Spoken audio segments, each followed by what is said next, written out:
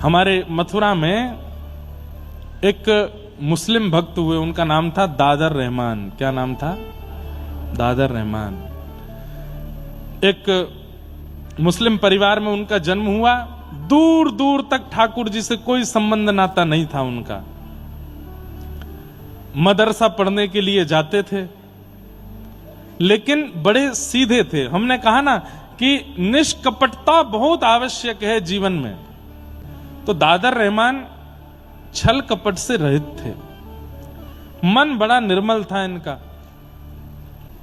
भले ही मुस्लिम परिवार में जन्मे थे, लेकिन ईद आदि के मौके पर जब हिंसा होती थी तो ये अपने घर में छुप करके बैठते, बहुत रोते। इनकी मां बोलती, क्यों रोते हो? मुझसे देखा नहीं जाता, आप जीव को क्यों मारते हो? उसको भी तो जीने का अधिकार है। कोई व्यक्ति हमारे पेट को भरने के लिए थोड़ी जीवित होगा। एक तो होता है कि आप प्रयास कर रहे हो ठाकुर जी को प्राप्त करने का, एक होता है ठाकुर जी प्रयास कर रहे हैं आपको प्राप्त करने का। वो बात लागू होती है दादर रहमान के चरित्र में। मथुरा के हैं, रोज अपने मदरसे पढ़ने के लिए जाते हैं।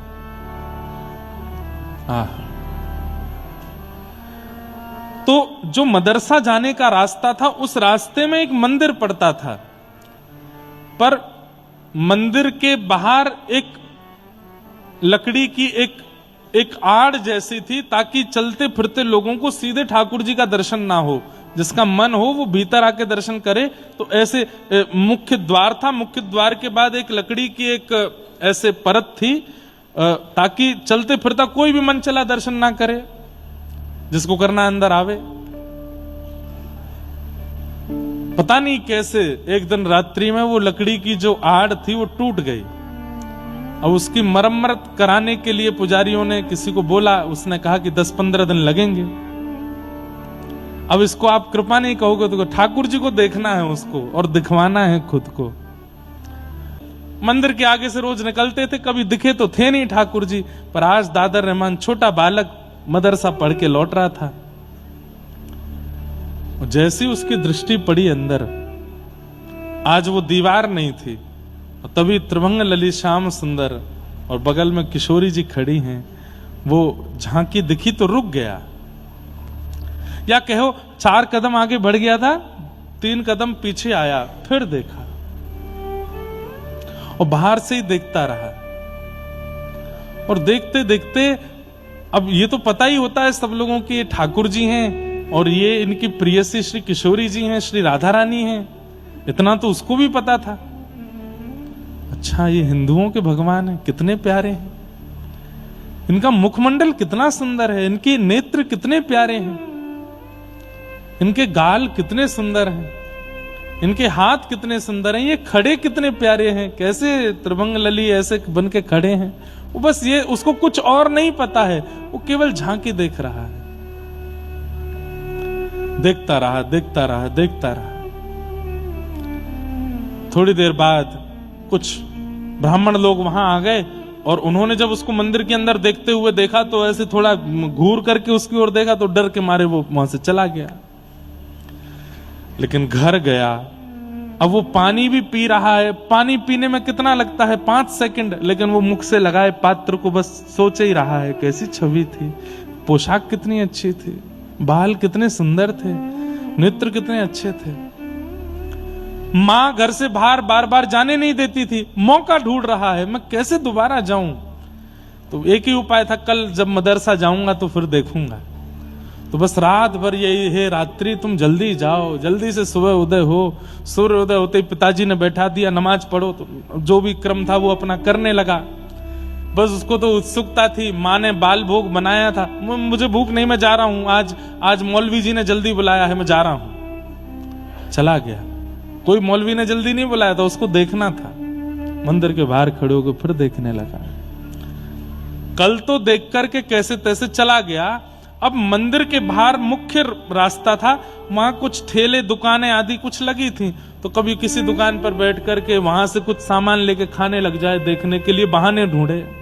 कभी किसी दुकान पर खड़े होकर वहां से देखे, कभी कहीं खड़े होकर के देखे। ऐसी स्थिति को क्या कहते हैं बंधुओं, पता है? आप नहीं देख रहे हो ठाकुर जी को, ठाकुर जी देख रहे हैं आपको, इसलिए आप रह नहीं पा रहे उनको देखे बिना।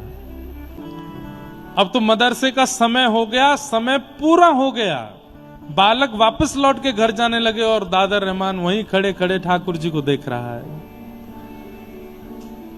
एक इनके चाचा का बेटा था, उसका नाम था कासिम। उसने आकर के देखा, तू आज वहां नहीं आया? मौलवी जी पूछ रहे थे। तो अपने आंसू पोंछे, आंखें लाल पड़ी थी। नहीं कुछ नहीं, बस ऐसे ही थोड़ा बुखार था। बुखार था तो घर पे होता, तो यहां क्या कर रहा है? बाजार में घूम रहा है।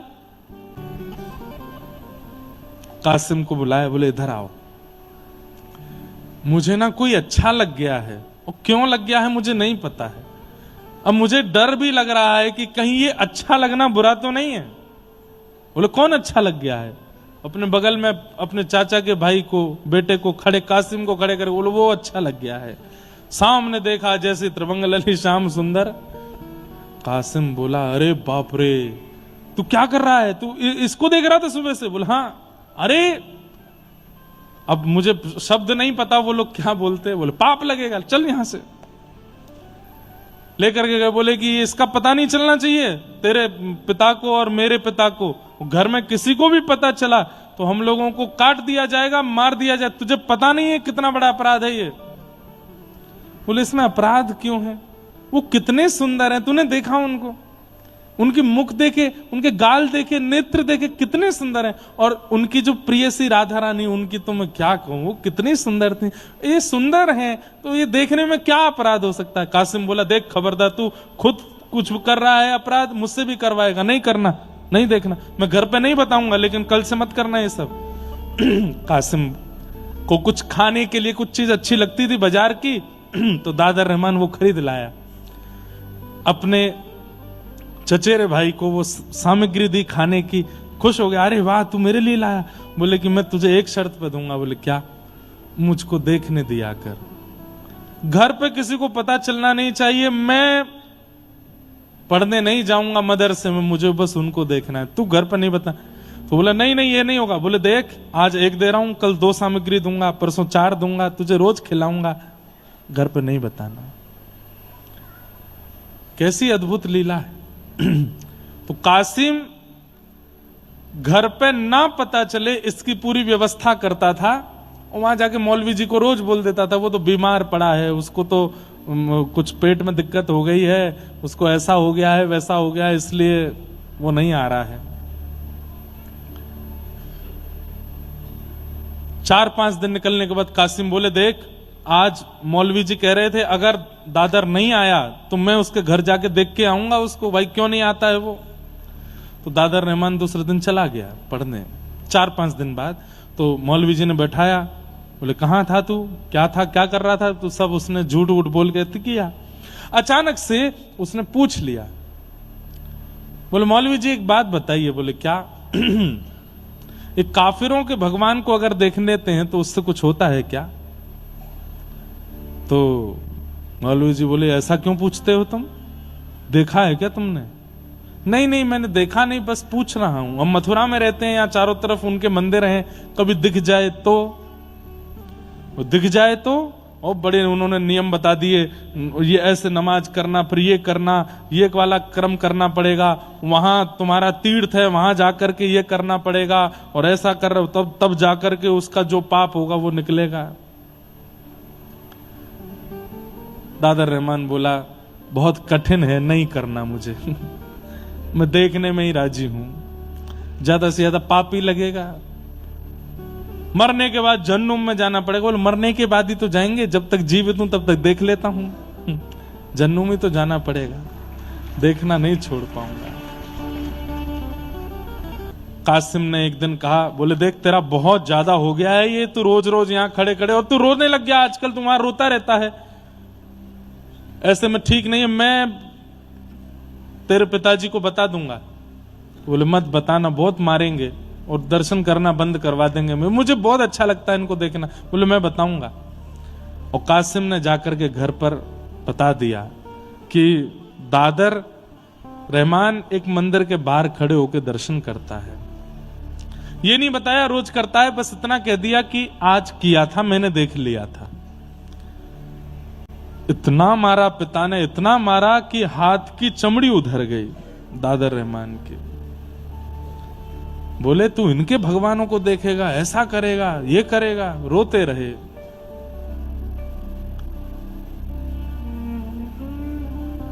घर में बंद कर दिया, बोले अब तू नहीं जाएगा पढ़ने के लिए। मां ने समझाया, बोले कि हम मथुरा में रहते हैं, यहाँ चारों तरफ हिंदू ही हैं, अगर किसी की संगति में आकर के उसने गलती कर दी तो आप इतना क्यों मार रहे हैं उसको। तो उन्होंने समझाया, बोले 1-2 दिन नहीं करूंगा ऐसा तो ये बिगड़ जाएगा, करने दो। मां पूछती है पानी पियोगे, बोले नहीं। भोजन करोगे, बोले नहीं। दर्द हो रहा है, तेरे हाथ में लग गई, बोले नहीं। तो फिर मां, आंखों में दर्द हो रहा है, बोले क्यों, उनको देखना है। मां तू मेरे साथ चल के देख तो सही, वो कितने सुंदर हैं, उनका स्वरूप, उनका श्रृंगार, उनका तू रूप देखेगी ना मां, तू भी मोहित हो जाएगी। मां तो घबरा गई, बोले ये हमारे घर का बेटा, इसको क्या हो गया ये।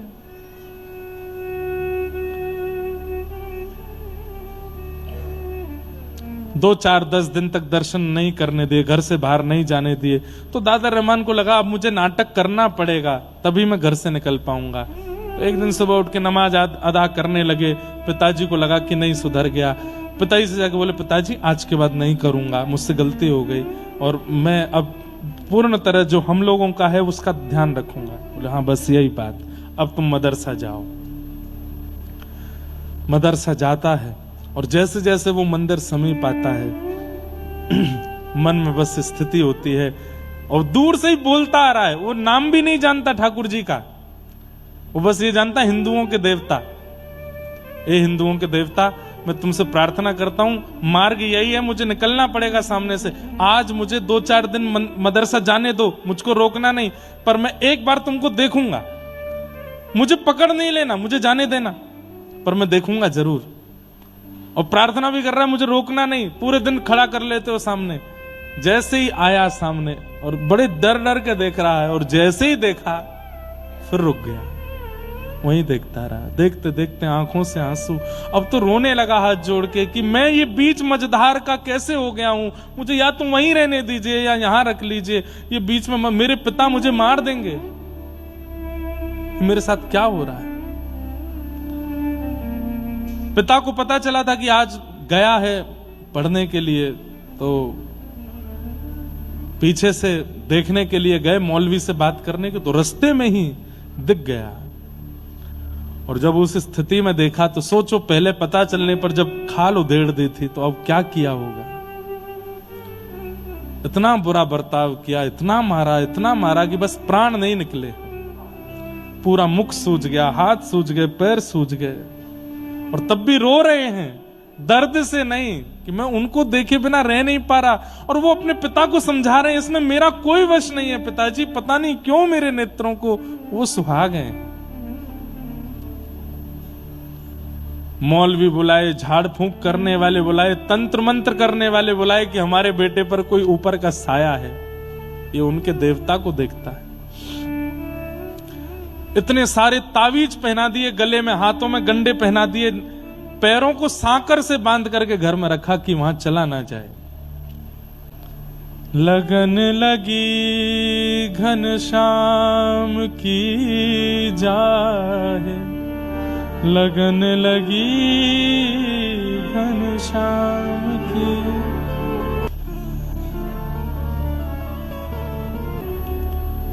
ऐसी स्थिति हो गई कि अब रह नहीं पा रहे हैं ठाकुर जी के बिना। तब अनेक तंत्र मंत्र वाले आ गए, झाड़ फूंक करने वाले आ गए।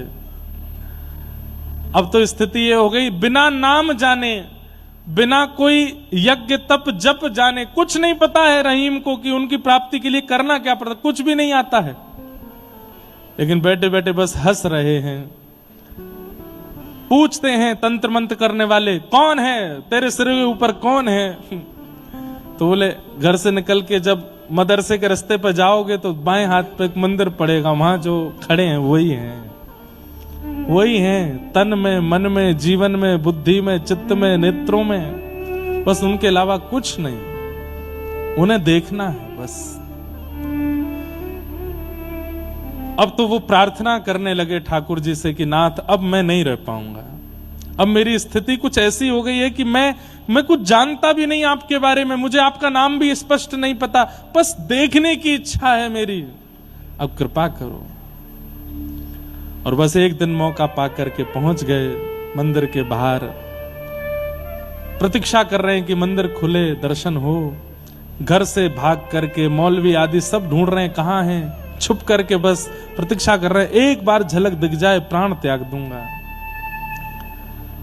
आज जैसे ही ठाकुर जी का दर्शन करने के लिए पहुंचे, कपाट खुलते ही सामने जब श्याम सुंदर को देखा, दर्शन करके नतमस्तक हुए। नतमस्तक होकर के जैसे ही पुनः उठ करके देखा तो ठाकुर जी सचल होकर के प्रकट हो गए और प्रकट होकर के दादर को अपने हृदय से लगा करके अपने में ही विलीन, उसको अपने संग ही ले गए ठाकुर जी। नहीं मिले फिर, ठाकुर जी में ही विलीन हो गए।